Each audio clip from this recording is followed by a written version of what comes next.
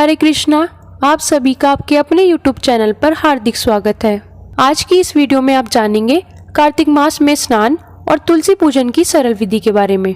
और बाकी आप कार्तिक माह के नियम जानना चाहते हैं तो उसकी वीडियो भी अलग से चैनल पर है, लिंक आपको डिस्क्रिप्शन में मिल जाएगा, तो आप उस वीडियो को भी जरूर देखिएगा। सबसे पहले आप जान लीजिए कि कार्तिक माह में जो स्नान किया जाता है वो ब्रह्म मुहूर्त में उठकर पवित्र गंगा नदियों में किया जाता है। इसके बाद दीप दान कर तुलसी जी का पूजन किया जाता है। तो आप सबसे पहले सुबह ब्रह्म मुहूर्त में उठकर स्नान करें।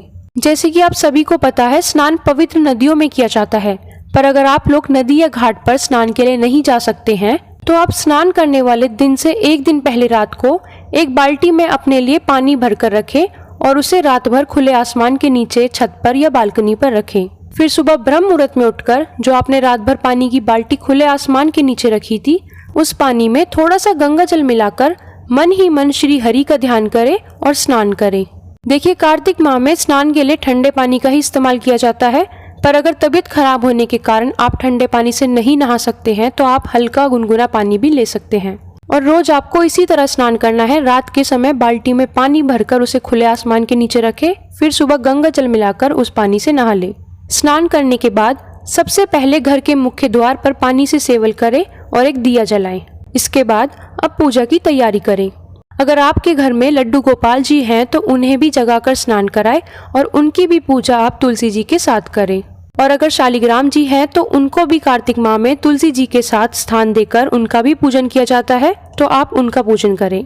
सबसे पहले तुलसी जी की जड़ में एक लोटा जल में गंगा जल मिलाकर अर्पित करें।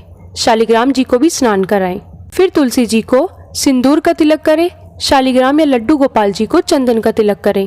तुलसी जी को लाल चुनरी उड़ाएं। उनको श्रृंगार की सामग्री अर्पित करें। चूड़ी पहनाएं, बिंदी लगाएं, मंगलसूत्र पहनाएं, पुष्प अर्पित करें। लड्डू गोपाल और शालिग्राम जी को भी पुष्प अर्पित करें। तुलसी जी को फूल माला पहनाएं। इसके बाद तुलसी जी के सामने घी का दिया प्रज्वलित करें और धूप जलाएं। फिर एक लोटा जल लेकर कार्तिक महात्म्य की कथा सुने।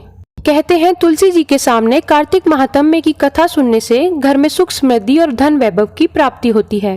और अगर आप रोज कार्तिक महात्म्य की कथा सुनना चाहते हैं तो आपको हमारे चैनल पर रोज की कथा मिलेगी, आप जाकर उसे भी जरूर सुनिएगा। कथा सुनने के बाद तुलसी जी और शालिग्राम जी की आरती करें। आरती करने के बाद उन्हें भोग लगाएं। भोग में आप बताशे, मिश्री या कोई भी मिठाई का भोग लगा सकते हैं, पर बताशे या किसी भी मीठी चीज को तुलसी जी की जड़ में समर्पित न करें, अलग से किसी पात्र में ही भोग रखें। भोग लगाने के बाद तुलसी जी की 3 बार परिक्रमा लगाएं। अंत में हाथ जोड़कर पूजा में हुई भूल चूक के लिए क्षमा याचना करें। इसके बाद जो आपके पास एक लोटा जल है उसे तारों की छांव में अर्घ दे दें। रोज आपको इसी तरह सुबह ब्रह्म मुहूर्त में पूजा करनी है और श्रृंगार आपने पहले ही अर्पित कर दिया है तो उसे रोज अर्पित करने की जरूरत नहीं है। शाम के समय भी आपको तुलसी जी के सम्मुख दिया प्रज्वलित करना है और शाम के समय आपको तुलसी जी में जल नहीं डालना है। रविवार और एकादशी के दिन भी आपको तुलसी जी में जल नहीं डालना है और शाम के समय आपको तुलसी जी को छेड़ना भी नहीं है। और कई लोगों के मन में प्रश्न होता है कि क्या कार्तिक मास में तुलसी जी के पत्ते तोड़ सकते हैं या नहीं, तो मैं आपको बता देती हूँ, कार्तिक मास में तुलसी जी के पत्ते तोड़ सकते हैं। बस ध्यान रखें, बिना नहाए तुलसी जी के पत्ते नहीं तोड़े जाते हैं। और पत्ते सुबह के समय ही आप तोड़ सकते हैं, शाम के समय तुलसी जी को छेड़ा नहीं जाता है। पत्ते तोड़ने से पहले हाथ जोड़कर उनकी आज्ञा ले, उसके बाद ओम नमो भगवते वासुदेवाय मंत्र का जाप करते हुए पत्ते तोड़ें। पत्तों को आपको नाखूनों की मदद से नहीं तोड़ना चाहिए, बस पत्तों को हल्के से पकड़कर ही तोड़ना चाहिए। कार्तिक माह में आपको तुलसी जी के पौधे का दान जरूर करना चाहिए। अगर आप किसी मंदिर में तुलसी जी का पौधा लगाते हैं तो भगवान विष्णु की विशेष कृपा आपको प्राप्त होती है।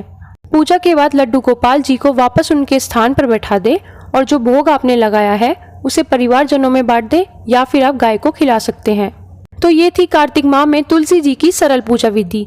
बाकी अगर आप कुछ जानना चाहते हैं तो उसे आप कमेंट सेक्शन में पूछ सकते हैं।